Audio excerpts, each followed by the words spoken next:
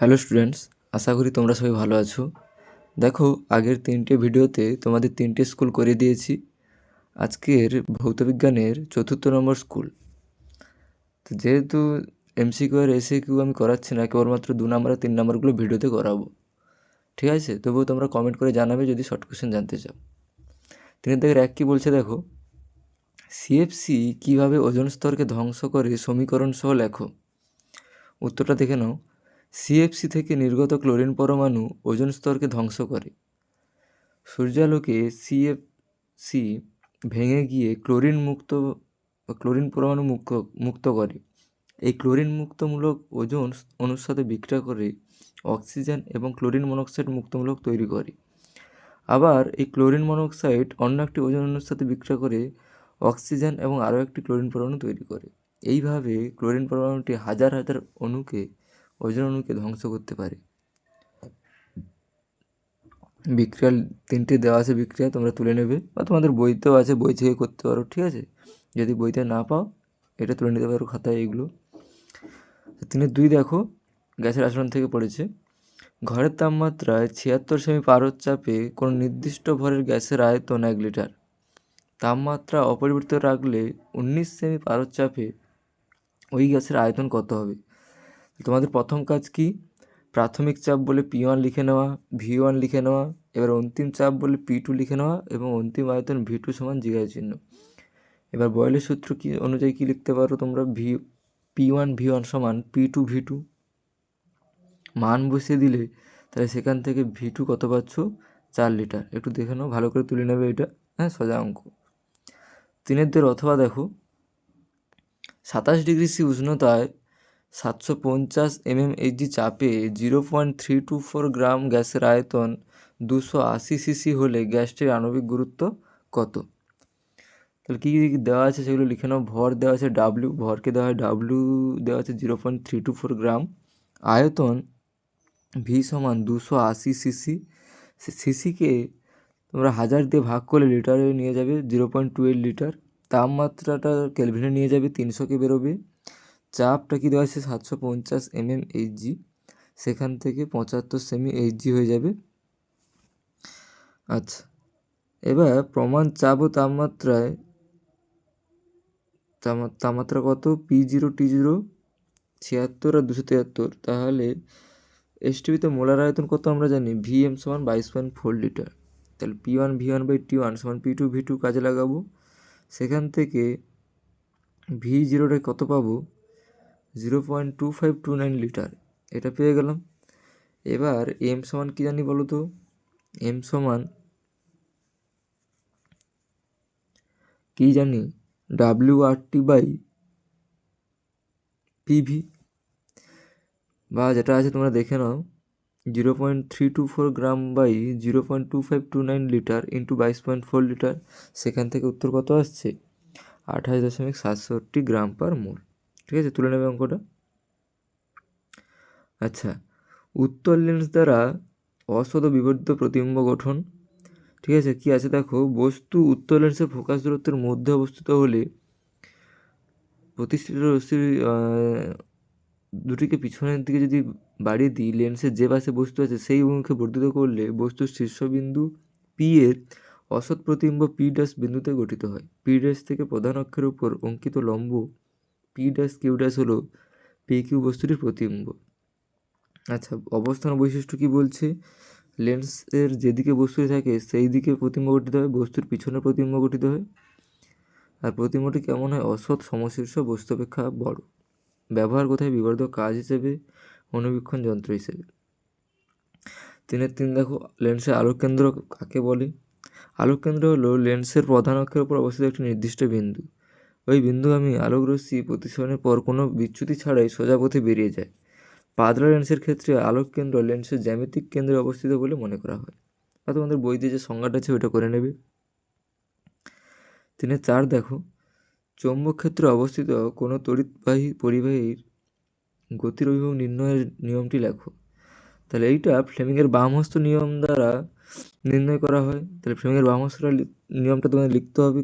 বাম হাতের বৃদ্ধাঙ্গুলি তর্জনা এবং মধ্যমাকে পরস্পরের সাথে সমকোণে প্রসারিত করলে যদি তর্জনী চৌম্বক ক্ষেত্রে অভিমুখ নির্দেশ করে এবং মধ্যমা তড়িৎ প্রবাহের অভিমুখ নির্দেশ করে, তবে বৃদ্ধাঙ্গুলি পরিবাহীর গতির বা বলের অভিমুখ নির্দেশ করবে। ঠিক আছে, তোমরা জানো, তুলে নেবে।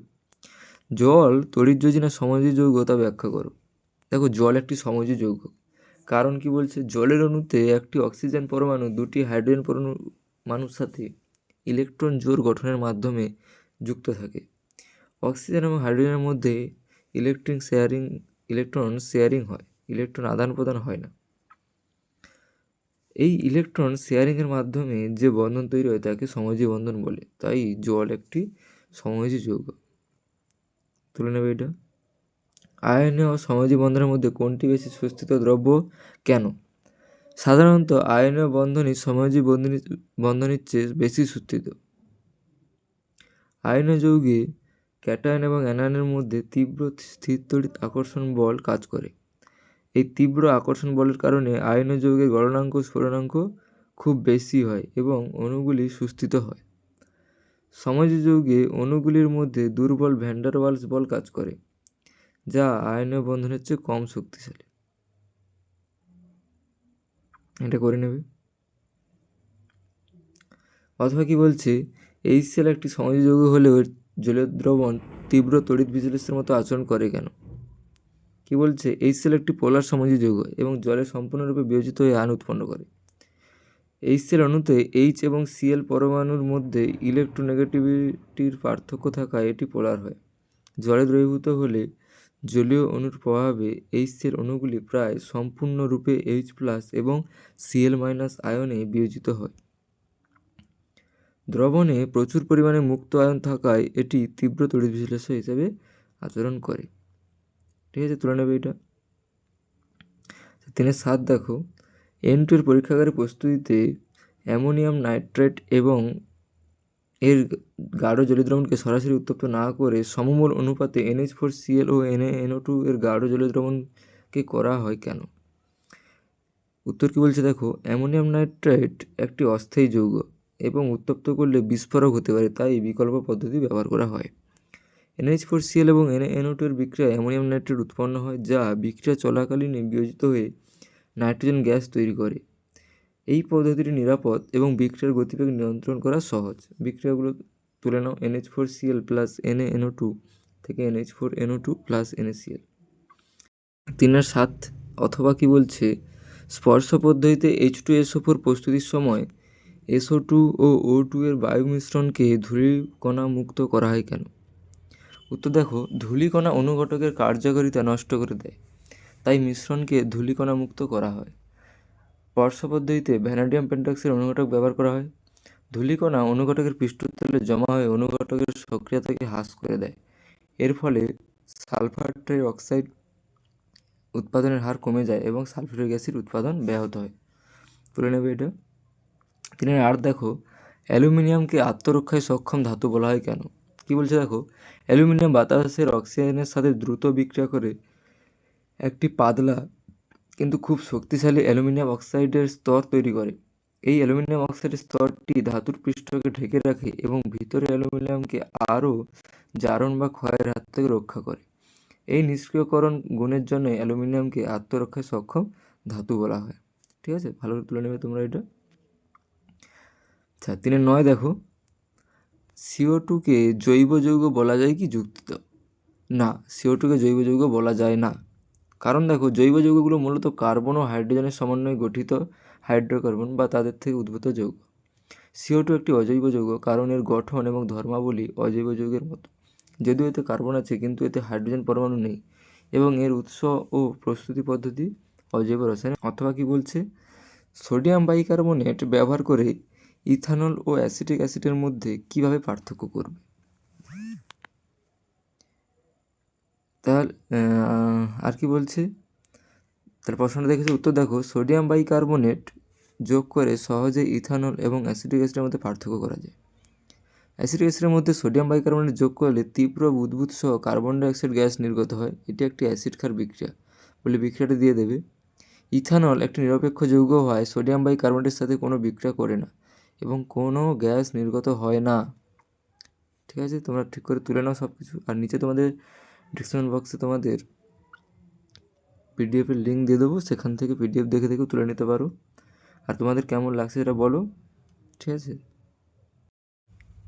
4 দাগের 1 দেখো কি বলছে, গ্যাসের অণুগুলির গতিশীলতার পক্ষে একটি যুক্তি দাও, বয়েল ও চার্লসের সূত্র দুটির সম্মিলিত রূপটি প্রতিষ্ঠা করো। আর কি বলা আছে, গ্যাসের ব্যাপন ধর্ম। প্রথমটার উত্তর হচ্ছে গ্যাসের ব্যাপন ধর্ম। গ্যাসের অণুগুলির গতিশীলতার পক্ষে একটি যুক্তি হলো গ্যাসের ব্যাপন ধর্ম।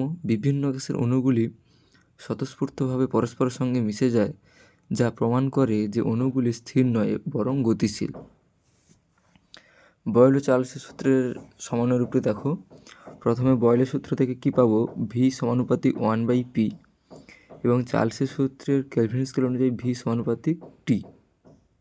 সূত্র দুটি সমন্বয় করলে বা যৌগিক ভেদ করলে কী পাবো, ভি সমানুপাতিক টি/পি, বা কী পাবো, পিভি সমানুপাতিক টি। সমানুপাতিক চিহ্ন তুলে দিয়ে একটি ধ্রুবক আর নিয়ে এলে সেখান থেকে কী পাবো আমরা, পিভি সমান আর/টি। এটি বয়েল ও চার্লসের সূত্র দুটির সম্মিলিত রূপ, যা আদর্শ গ্যাস সমীকরণ নামেও পরিচিত। ঠিক আছে, ঠিক ভালো করে তুলে নাও তোমরা খাতায়। আচ্ছা, তারপর দেখো যে আরেকটা যে প্রশ্ন আছে যে কঠিনের পরিবাহী তাপ পরিবাহী কী কী বিষয়ের উপর নির্ভর করে, তাহলে সেইটা কী কী বিষয়ের উপর নির্ভর করে দেখো। প্রথমটা কি বলা আছে, পাতের ক্ষেত্রফলের সমানুপাতিক। যে কঠিনের মধ্য দিয়ে প্রবাহিত হবে তার ক্ষেত্রফলের সমানুপাতিক। আচ্ছা, আর কী কী দেওয়া আছে, পাতের 2 পৃষ্ঠের উষ্ণতার পার্থক্য তার সমানুপাতিক, পাতের বেধের ব্যস্তানুপাতিক, তাপ প্রবাহের সময়ের সমানুপাতিক। তোমরা তুলে নাও, এটা তোমাদের বইতেও আছে, ঠিক করে তুলে নাও তোমরা।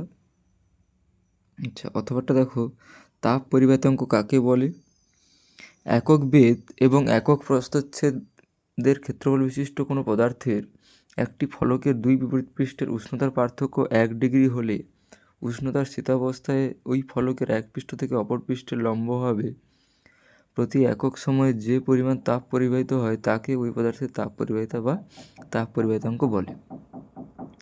তাপ পরিবাহিতাঙ্কের একক দেখো, এসআই এককটা কি, joule, metre inverse, kelvin inverse, second inverse, বা যেটা লিখতে পারো তোমরা watt, metre inverse, kelvin inverse, যে কোনো একটা লিখবে, watt, metre inverse, kelvin inverse. আচ্ছা, 4.3 দেখো, স্বল্প দৃষ্টিজনিত ত্রুটি কাকে বলে, এই ত্রুটির কারণ ও প্রতিকার উল্লেখ করো। স্বল্প দৃষ্টিজনিত ত্রুটি বা মায়োপিয়া হলো চোখের এমন একটি অবস্থা যেখানে দূরের বস্তু ঝাপসা দেখায় কিন্তু কাছের বস্তু পরিষ্কার দেখা যায়। কারণ কি বলছে দেখো, চোখের লেন্সের অভিসারী ক্ষমতা স্বাভাবিকের চেয়ে বেশি হলে, চোখের অক্ষিগোলকের দৈর্ঘ্য স্বাভাবিকের চেয়ে বেড়ে গেলে, কর্নিয়ার বক্রতা খুব বেশি হলে। প্রতিকার কি আছে, উপযুক্ত ক্ষমতা সম্পন্ন অবতল লেন্স যুক্ত চশমা বা কন্ট্যাক্ট লেন্স ব্যবহার করে এই ত্রুটি দূর করা যায়। আচ্ছা, অথবাটা কি বলছে দেখো, প্রিজমে আলোর প্রতিফলনের চিত্র অঙ্কন করে চ্যুতির রাশিমালা নির্ণয় করো। তাহলে এটা তোমরা দেখে নাও, যেটা তোমার আছে ডেল্টা সমান I1 প্লাস I2 মাইনাস এ, যেটা তোমাদের পরীক্ষার জন্য গুরুত্বপূর্ণ। এটা তোমরা দেখে তুলে নেবে, অনেকেই করে রেখেছো আগে থেকে, দেখলেই বুঝতে পেরে যাবে। তারপরে দেখো, বা নিচে তোমাদের পিডিএফ দিয়ে দেবো, সেইটা দেখে দেখে তুলে নেবে। তারপরে দেখো 4-4, যেটা তোমাদের তুল্যরোধ নির্ণয় আছে, ছবিটা তোমরা অঙ্কন করবে। দেখো ওখানে 20 ওহম আর 20 ওহম যে দুটো রোধ আছে ওইগুলোতে সমান্তরাল সমবায় আছে। তাহলে সেক্ষেত্রে তুল্যরোধ, ওই দুটোর তুল্যরোধ 1/RP সমান 1/20 প্লাস 1/20। সেক্ষেত্রে আরপির সমান 10 ওহম প্রথমে বের করবে।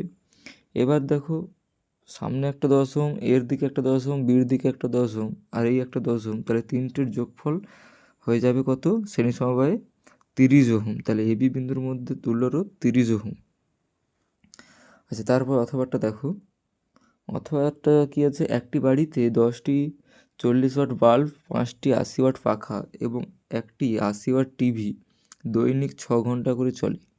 30 দিনের একটি মাসে ওই বাড়িতে তড়িৎ শক্তি ব্যয় বিওটি এককে নির্ণয় করো। প্রতি ইউনিট 5 টাকা হিসাবে ওই মাসে ওই বাড়ির খরচ কত হবে। তাহলে প্রতিদিনের মোট খরচ দেখো, বাল্ব দ্বারা প্রতিদিনের মোট খরচ 10 × 40 × 6 2400 ওয়াট ঘন্টা। পাখা দ্বারা হচ্ছে 5 × 80 × 6 সমান 2400 ওয়াট ঘন্টা। টিভি হচ্ছে 480 ওয়াট ঘন্টা। তাহলে মোট দৈনিক খরচ ওদের যোগফলটা কত হচ্ছে 5280 ওয়াট ঘন্টা। 30 দিনে কত হবে, 30 গুণ করলে 1,58,400 ওয়াট ঘন্টা। সেইটা বিওটিতে রূপান্তর করলে 1000 দিয়ে ভাগ করতে হয়। তাহলে 1000 দিয়ে ভাগ করলে 158.4 কিলোওয়াট ঘন্টা, যেটাকে বলা হয় বিওটি। এবার মোট মাসিক খরচ হবে 158.4 × 5 সমান কত পাবো, 792 টাকা। ঠিক করে তুলে নাও, 792 টাকা মোট খরচ। 4-6 দেখো, একটি তেজস্ক্র পরমাণু এক্সের ভর সংখ্যা 235 ও পারমাণবিক সংখ্যা 92। এর নিউক্লিয়াস থেকে একটি আলফা ও দুটি কণা বিটা কণা নির্গত হলো এবং ওয়াই মৌল গঠিত হলো। ওয়াই এর ভর সংখ্যা পারমাণবিক সংখ্যা নির্ণয় করো। দেখাও যে অন্তিম নিউক্লিয়াসটি প্রথমটির আইসোটোপ। আচ্ছা, একটি আলফা কণা নির্গত হলে ভর সংখ্যা 4 কমে, পারমাণবিক সংখ্যা 2 কমে। একটি বিটা কণা নির্গত হলে ভর সংখ্যা অপরিবর্তিত থাকে এবং পারমাণবিক সংখ্যা 1 বাড়ে। তাহলে এক্ষেত্রে এক্স পরমাণুর ভর সংখ্যা 235 ও পারমাণবিক সংখ্যা 92। আর ওয়াই মৌলের ভর সংখ্যা তাহলে কত হবে, এখানে 235 - 4 সমান 231 এবং ওয়াই মৌলের পারমাণবিক সংখ্যা কত হবে 92 - 2 আর দুটি বিটা বেড়ে যাওয়ার জন্য +2, তাহলে এক্ষেত্রে হবে 92। আইসোটোপের সংজ্ঞা প্রমাণ দেখো। আইসোটোপ হলো একই মৌলের পরমাণু যাদের পারমাণবিক সংখ্যা একই কিন্তু ভর সংখ্যা ভিন্ন। এখানে এক্স এবং ওয়াই উভয়ের পারমাণবিক সংখ্যা 92 কিন্তু ভর সংখ্যা যথাক্রমে 235 এবং 231। সুতরাং ওয়াই হলো এক্সের একটি আইসোটোপ।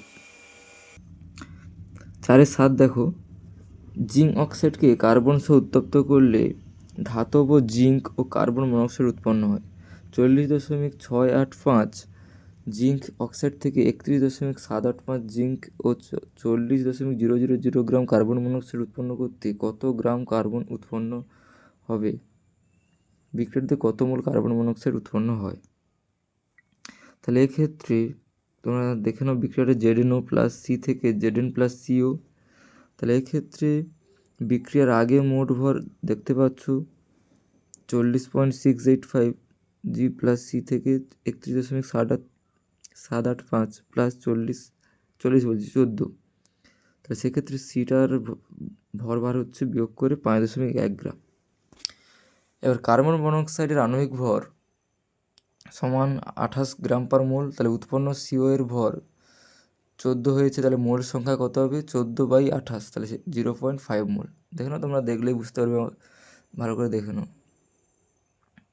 অথবাটা দেখো, অথবাটা আরও সোজা আছে। 20 গ্রাম ভরের একটি কঠিন যৌগ এক্সকে উত্তপ্ত করলে 9 গ্রাম ভরের একটি কঠিন যৌগ ওয়াই এবং বর্ণহীন গ্যাস জেড উৎপন্ন হয়। জেডের এসটিপিতে আয়তন 5.6 লিটার হলে জেডের আণবিক ভর নির্ণয় করো। তাহলে কি বিক্রিয়াটা কী হবে, এক্স সমান ওয়াই + জেড। তাহলে 20 গ্রাম সমান 9 গ্রাম প্লাস জেডের ভর। তাহলে জেডের ভর সমান কত পাচ্ছি, 20 গ্রাম - 9 গ্রাম সমান 11 গ্রাম। তাহলে এসটিপিতে 1 মোল গ্যাসের আয়তন 22.4 লিটার। প্রশ্নানুসারে 5.6 লিটার গ্যাসের ভর 11 গ্রাম, অতএব 22.4 লিটার গ্যাসের ভর হবে কত, 11/5.6 × 22.4। সেখান থেকে কত বের হবে, 44 গ্রাম। তাহলে জেডের আণবিক ভর 44 গ্রাম। আচ্ছা, 4-8 কি বলছে দেখো, ABCকে শনাক্ত করো। এখানে প্রথম স্টেপটা দেখো, CH3CH2OH Al2O3 350 ডিগ্রি C দিলে CH2 ডবল বন্ড CH2 যেটা হচ্ছে কি ইথিন উৎপন্ন হয়। তাহলে এখানে এটা পেয়ে গেলাম, এটি হচ্ছে কি ইথিন। আচ্ছা, দ্বিতীয় যেটা বলছে বি যেটা উৎপন্ন হচ্ছে, বি এর শনাক্তকরণ। তাহলে CH2 double bond CH2 plus Br2 CCl4 দিলে কী হয়ে যাবে, CH2Br CH2Br। তাহলে বি পেয়ে গেলাম কি 1,2 ডাইব্রোমোইথেন। ঠিক আছে, ঠিক করে তুলে নাও। আর সি এর শনাক্তকরণ দেখো, CH2Br, আচ্ছা না, এখানে CH2 ডবল বন্ড CH2 থেকে NiH2 দিলে কি হয়, CH3 এক বন্ধন CH3 উৎপন্ন হবে। আচ্ছা, তোমরা এখানে এই যে CH2Br আছে, এটা লিখবে না, এটা কি লিখবে, CH2 ডবল বন্ড CH2 এটা লিখবে। ঠিক আছে, মনে করে এটা লিখে নেবে। আচ্ছা, তারপরে দেখো, তারপরে প্রশ্নটা আর বোঝাচ্ছি না, আগে অনেকবার হয়ে গেছে। উত্তর লেন্সের সাহায্যে কীভাবে বস্তুর অসৎ ও সমশীর্ষ বিবর্তিত প্রতিবিম্ব গঠিত হয় দেখে নেবে জাস্ট, আমি আর বোঝাচ্ছি না। আচ্ছা, 4-10 দেখো, একটি মৌল এ পরমাণু ক্রমাঙ্ক 11, বি এর 9, কোনটির আয়রন শক্তি বেশি এবং কোনটি তীব্র জারণধর্মী? দেখো, পর্যায় সারণীতে বাম দিক থেকে ডানে গেলে আয়রন শক্তি বাড়ে এবং তীব্র জারণধর্মী হওয়ার প্রবণতা বাড়ে। আচ্ছা, বি ও এ এর থেকে ডান দিকে অবস্থিত, এখানে বি এর ফ্লুরিনের আয়রন শক্তি বেশি এবং বি তীব্র জারণধর্মী। দেখে নাও, পর্যায় সারণী 2 নম্বর শ্রেণী এর মৌল এক্স হলে এর ক্লোরাইডের সংকেত কী হবে? 2 নম্বর শ্রেণী এর মৌল এক্স এর যোজ্যতা 2, ক্লোরিনের যোজ্যতা 1, এক্ষেত্রে সংকেত হবে কি XCl2। তাহলে সংকেত কী হবে? XCl2। আচ্ছা, তারপরে প্রশ্ন দেখো, নিষ্ক্রিয় মৌলদের আয়রন শক্তি বেশি হয় কেন? পর্যায় সারণীর পর্যায় বরাবর মৌলদের কক্ষপথের সংখ্যা কীভাবে পরিবর্তিত হয় তা লেখো। তাহলে একটু তুলে নাও। নিষ্ক্রিয় মৌলদের আয়রন শক্তি বেশি হয় কারণ তাদের ইলেকট্রন বিন্যাস সুস্থিত এবং পূর্ণাঙ্গ। নিষ্ক্রিয় গ্যাস পরমাণুগুলির সর্ববিষ্ট কক্ষে 8টি ইলেকট্রন থাকে, যা তাদের একটি অত্যন্ত স্থিতিশীল ইলেকট্রন বিন্যাস প্রদান করে। এই স্থিতিশীল বিন্যাস থেকে ইলেকট্রন অপসারণ করতে প্রচুর শক্তির প্রয়োজন হয়, যার ফলে আয়নীকরণ শক্তি সর্বাধিক হয়। আচ্ছা, পর্যায় বরাবর গেলে কী হয়? বাম দিক থেকে ডানে গেলে মৌলদের কক্ষপথের সংখ্যা অপরিবর্তিত থাকে। ইলেকট্রনগুলি একই প্রধান শক্তি স্তরে বা কক্ষপথে যুক্ত হতে থাকে। যদিও পারমাণবিক সংখ্যা এবং নিউক্লিয় চার্জ বৃদ্ধি পায়, তবে কক্ষপথের সংখ্যা একই থাকে। এই কারণে পারমাণবিক ব্যাসার্ধ হ্রাস পায় এবং আয়নীকরণ শক্তি বৃদ্ধি পায়। ঠিক আছে, ঠিক করে তুলে নাও।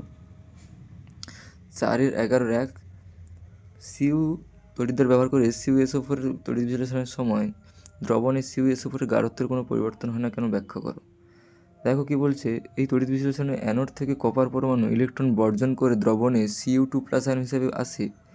ক্যাথোড থেকে Cu2+ আয়ন ইলেকট্রন গ্রহণ করে কপার ধাতু হিসেবে জমা হয়। দেখো, অ্যানোড বিক্রিয়া আর ক্যাথোড বিক্রিয়া লিখে নেবে।